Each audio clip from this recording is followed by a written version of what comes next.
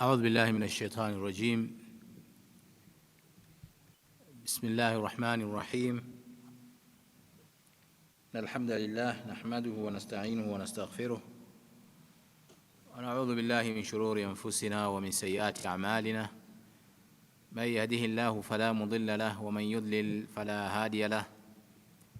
أشهد أن لا إله إلا الله وحده لا شريك له وأشهد أن محمدًا عبده ورسوله. أما بعد.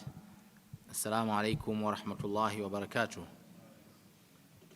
Namshukuru Allah subhanahu wa ta'ala na kumtakia rehma na amani kiongozi wetu, mwalimu wetu, kipenzi wetu Bwana Mtume Muhammadin sallallahu alayhi wasallam.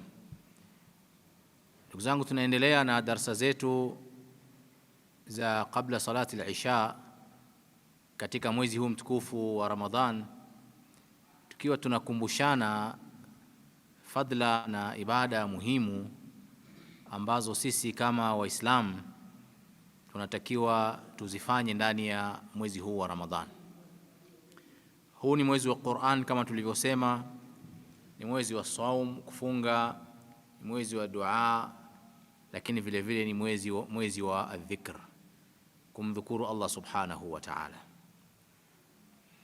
Watu wengi miongoni mwetu sisi Waislamu tunachukulia swala la adh-dhikr kwamba ni ibada nyepesi ambayo labda haina uzito mbele ya Allah subhanahu wa ta'ala, au ni maneno tu mtu anatamka mdomoni. Lakini ukweli kabisa, dhikr ni ibada kubwa kuliko ibada zingine zozote ambazo tunazifahamu, kwa sababu dhikr haina mashaka, haina taab, haina maandalizi, haihitaji pesa. Basi mtu anaweza kuona kwamba ni ibada nyepesi, lakini ni ibada rahisi ambayo kila mtu anaweza kaifanya. Yani haihitaji juhudi ya nguvu wala haihitaji juhudi ya mali, bali inahitaji wewe tu kuwa na ulimi wenye rutba wa kumdhukuru Allah subhanahu wa ta'ala kila mara. Na huu mwezi wa Ramadhani tunapokithirisha kufanya ibada ya dhikr, fadhila zake ni kubwa kuliko unavyofanya katika miezi mingine. Kwa hiyo ndio maudhui nimezungumza kwa dakika 10 inshallah kuhusiana na dhikri katika Qur'an na Sunna na kauli za salaf na wanachuoni waliotangulia. Allah subhanahu wa ta'ala anasema katika surati al-Ahzab, ya ayyuhalladhina amanu udhkuru Allaha dhikran kathira, enyi mlioamini mtajeni Mwenyezi Mungu utajo wa wingi, mtajeni Mwenyezi Mungu kwa wingi. Dhikran kathira, yani kumtaja kwa wingi. Wasabbih, kwa ni ibada ambayo watu wengi wanaifanyia ihmal, lakini wallahi ni ibada adhim, ina malipo makubwa, ina msaada mkubwa kwa Muislam kama atakuwa muadhab, atakuwa kila siku anaendelea kufanya dhikr. Fadhila za dhikri katika sunna, hadithi ya Mtume sallallahu alaihi wasallam muhimu sana, ipokewa na Muadh ibn Jabal. Mtume sallallahu alaihi wasallam anasema, ala unabbiukum bi khairin a'malikum, hivi je ni wafahamisheni matendo yenu yaliyokuwa ya khairi kabisa. Anawaambia masahaba, wa azkaha inda malikukum, na ni matendo ambayo ni matakaso sana mbele ya Allah subhanahu wa ta'ala. Wa arfa'aha fi darajatikum, na ni matendo ambayo yanakunyanyua wewe katika daraja za juu kabisa. Wa khairul lakum min infaqi dhahabi wal waraq, na ni bora zaidi kuliko mtu kutoa dhahabu na noti na pesa. Yani haya matendo ni bora kuliko kutoa pesa. Wa khairun lakum min an talqaw aduwakum, na ni bora kwenu kuliko kukabiliana na adui wako. Fatadribu a'naqahum wa yadribuna a'naqakum, mkawakata vichwa vyao na wale wengine wakakata vichwa vyako. Yani kuliko jihad fi sabilillah, tendo zuri kuliko yote haya, kuliko jihad fi sabilillah.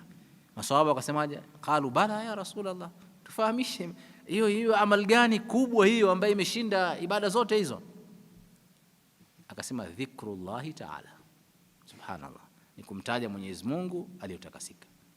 Ni ibada kubwa kuliko zote hizi ambazo tumezitaja, kuliko mtu kutoa sadaka, kutoa pesa, kwenda kwenye jihadi, kwenda kwenye nini. Akakaa akamkumbuka Mwenyezi Mungu, akamtaja Mwenyezi Mungu, katika akiwa peke yake, akiwa na watu, almuhimu akamtaja katika sehemu yoyote. Hiyo ni fadhila kubwa ya ibada hii ya dhikr. Hadithi nyingine ya Muadh ibn Jabal anasema, siku moja Mtume sallallahu alaihi wasallam aliniita, ya Muadh, nikasema labbaik ya Rasul Allah. Qala inni uhibbuk.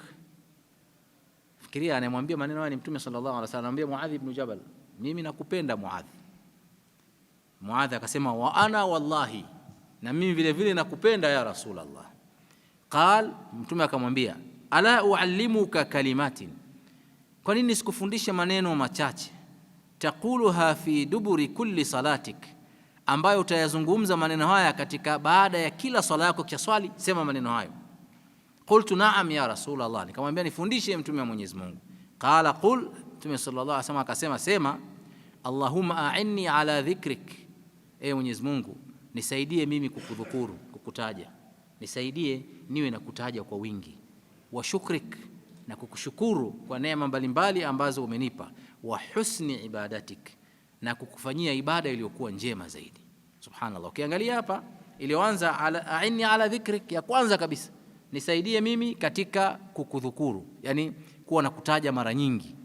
Na haya maneno Mtume sallallahu alaihi wasallam anamwambia habibihi Muadh ibn Jabal, ambaye ameshamwambia ana uhibbuk, kwa maana anampa maneno yatakayomsaidia. Ukimaliza kuswali usikimbie, ukimaliza kuswali omba dua hii, Allahumma a'inni, ewe Mwenyezi Mungu nisaidie, ala dhikrika, kukutaja wewe, wa shukrika, na kukushukuru, wa husni ibadatik, na kukuabudu ibada iliyokuwa njema. Kuna ugumu katika maneno haya ndugu zangu Waislamu? Na waulizeni, kuna ugumu wote? Hamna ugumu wote. Kuyahifadhi mepesi. Allahumma a'inni ala dhikrika wa shukrika wa husni ibadatik, kila baada ya swala. Na Mwenyezi Mungu atakusaidia, hata kama mdomo wako mzito kufanya dhikr, atakufanya utakuwa mwepesi kumtaja Allah subhanahu wa ta'ala. Kwa hiyo ndugu zangu, ibada ya dhikr mara nyingi tunaipuuza, lakini tunakosa fadhila nyingi sana, hususan ndani ya mwezi mtukufu wa Ramadhan, kwa sababu fadhila zake ni kubwa. Tumalizie kwa dhikri ya mwisho ambayo Mtume sallallahu alaihi wasallam ametufundisha. Mtume sallallahu alaihi wasallam anasema katika hadithi muttafaqun alayhi, yani haina shaka ndani yake, kalimatani khafifatani ala lisan, kalimatan, maneno mawili, khafifatan, mepesi sana, ala lisan, katika ulimi mtu kuyatamka, mepesi, hana uzito wote, hayana maain mengi wala madad mengi wala manini, maneno mepesi kabisa mtu anaweza kuyazungumza. Habibatani ila arrahman, lakini maneno haya mawili yanapendwa sana na Allah subhanahu wa ta'ala. Maneno gani hayo ya Rasulullah? Subhanallahi wa bihamdi, subhanallahi alazim, subhanallahi wa bihamdi, subhanallahi alazim. Tusemeni Waislamu, subhanallahi wa bihamdi, subhanallahi alazim. Kuna ugumu wote?